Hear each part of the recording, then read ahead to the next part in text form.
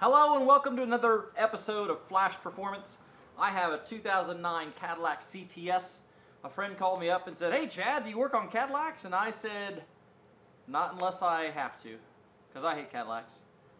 So, here's what the issue is. They said, "I have a traction control light on and I have a check engine light on. Can you fix them both?" So we're going to do that together. So we're going to go through the process. I'm going to use my MS906TS. So let's go ahead and do that together. I got the dongle in the car already. Let's jump in. So we're going to do an auto VIN, and we're going to go to auto detect. We're going to let it pick up the car. There's the VIN. We're going to have it auto decode that VIN.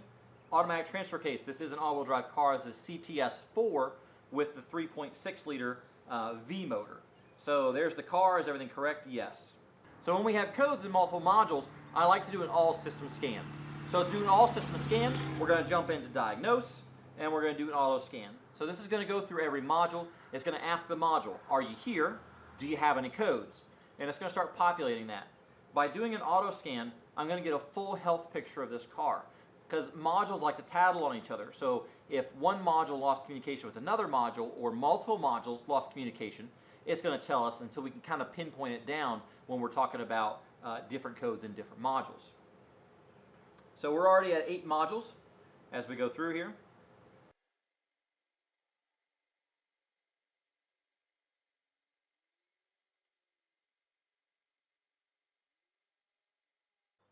There we go. We got all the modules. Now I sped that up for you just so you wouldn't have to sit through it and watch it go like I did, but I also put the timer at the bottom. Did you notice how long it took? Not much time at all. I mean, we scanned 17 modules out of this car in that amount of time, so that's pretty good. So now we have 1, 2, 3 modules with codes in them. So let's go ahead and see what all 3 of those are showing. Instead of going to each individual one, I'm going to go down here and click Report. By clicking Report, it's going to give us a printable version of this information. So I'm going to go ahead and scan down here just to see what everything is going on. So it says mass airflow sensor circuit has a failure, and the electronic brake control module, system disabled, store invalid serial data received. So those are the 2 that I'm going to focus on, the mass airflow sensor and the serial data received. Now, to understand these codes, I have to understand how the system works, because this first thing that I see is serial or invalid serial data received. That makes me automatically think CAN bus system, and we got an issue with the information coming out. So instinctively, I want to jump the breakout box, grab the MaxiScope, and scope this thing and see what the packets are looking like, see that the packets look right. But I don't want to jump into that just yet, because I want to make sure that I understand how this system works. So in this case, what I'm going to do is I'm going to jump over to Alldata and look at my Alldata information. And I can do that directly here from the tool. I'm hooked up to Wi-Fi, so I'm going to push the home button. I'm going to jump into Alldata. There's my Cadillac. So I'm going to search that code. And the code that I have is a C0561.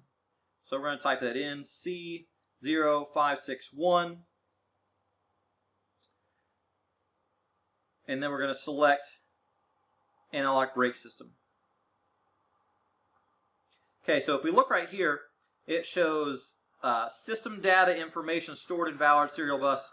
That's code 71. So this particular code, the C0561, is broken down into 71, 72, 74, 75. So that kind of narrows our scope down. So I want to understand how this particular module works and how it communicates. So I'm going to scroll down and see how this information works. So the first thing I notice is it says diagnostic aids. And it says this DTC indicates there are no problems with the electronic brake control module. So this code indicates the electronic brake control module is fine. The BCM, the ECM, IPC, and the TCM should be checked for possible faults. So what it's saying is it's getting bad information from one of these modules. We just need to narrow it down, and we need to check these other modules for codes first. Well, if you remember, we have a code for a mass airflow sensor that is coming from the ECM. So according to what I see here, And here it is again, circuit system verification. Verify that no DTs are set in the body control module, electronic control module, instrument panel cluster, or the traction control module. If DTCs are set, fix those first. So that's what we're going to do. We're going to fix the mass airflow sensor issue first. So I already took the time and went through and scanned the mass airflow sensor. I'm not getting any readings out of it whenever I accelerate. The signal is completely consistent. I've already checked for voltages to make sure that I have the inputs and outputs that I'm supposed to coming from the PCM. So we're going to replace the mass airflow sensor, and then I'll get right back to you.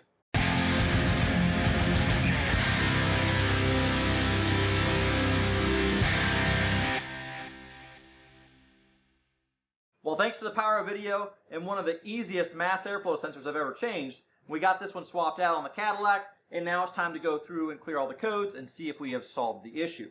So I'm going to go back to my main screen, and I'm going to go ahead and do a quick erase on all these codes.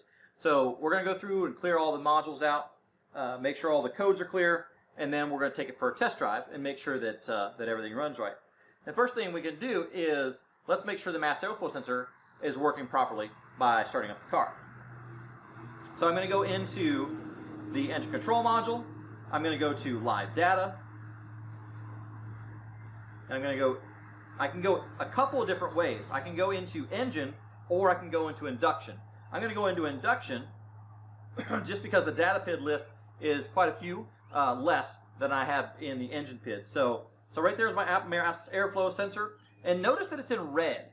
So the reason that it's in red is because it's off the chart. So the range for the mass airflow sensor has to be between 0 and 0.66, but I'm at 0.67. So I'm already out of range on the mass airflow sensor. And the reason being is because I forgot to plug it in. So let me fix that.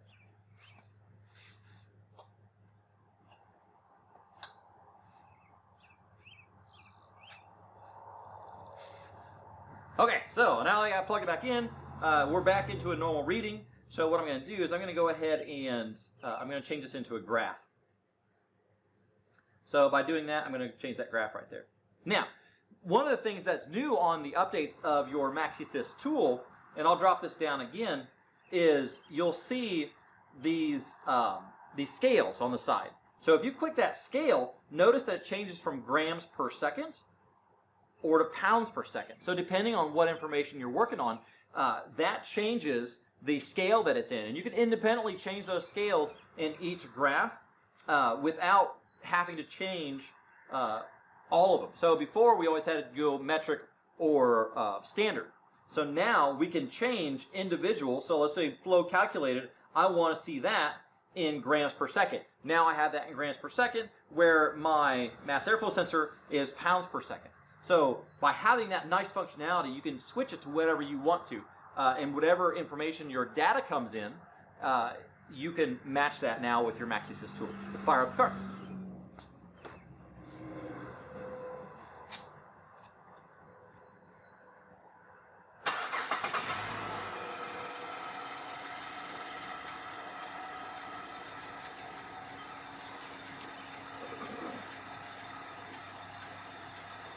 So I'm already way better off than I was before because my calculated airflow before never moved. I mean, it was dead solid the whole time. So now I'm flowing 5.8 grams per second.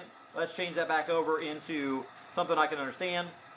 So calculated airflow is 0.01 pounds per second. Now, at this low, you'll notice that 0.01 pounds per second, it's not really registering very much. It's not really going very far. So grams per second is a lot more accurate whenever you're trying to get minute details in your graph. So I'm going to go ahead and change that back. You can see there that it moves all over the place in grams per second because grams per second is a lot more precise in the measurement. It's a lot smaller measurement. You can hear the clicking going off. That's the emissions solenoid clicking. So we're going to jump back out of here now that we know we have airflow moving through this car. We're dead nuts on. So we're going to go back. We're going to go back. And we're going to go back one more time.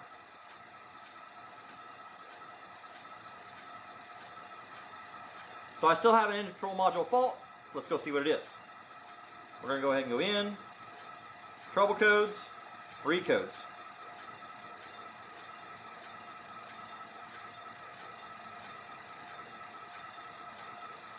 So now I have an intake air temperature sensor circuit high voltage. I don't know how I messed that one up, but we're going to figure it out. So let's go back into data and see what that says. Intake air temperature. Let's escape out of that. We're going to go back into live data. We're going to go back into induction.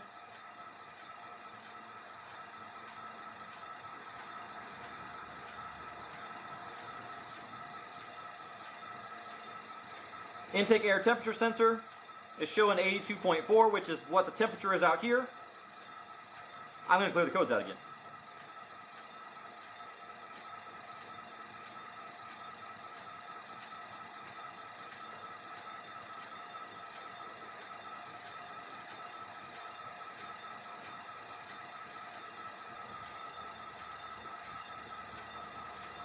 So no faults detected. Okay, so here's what happened, and it was my own stupidity. So remember when I forgot to plug in the mass airflow sensor? Well, I cleared the codes before I plugged in the mass airflow sensor, then I plugged it in. Well, the intake air temperature sensor is inside the mass airflow sensor. So it set a code, and I tried to clear it, and it was a hard code because it was still unplugged. Once I plugged it back in, it was fine. I was getting the right reading. So no faults detected. So me just forgetting to plug that in created a new code.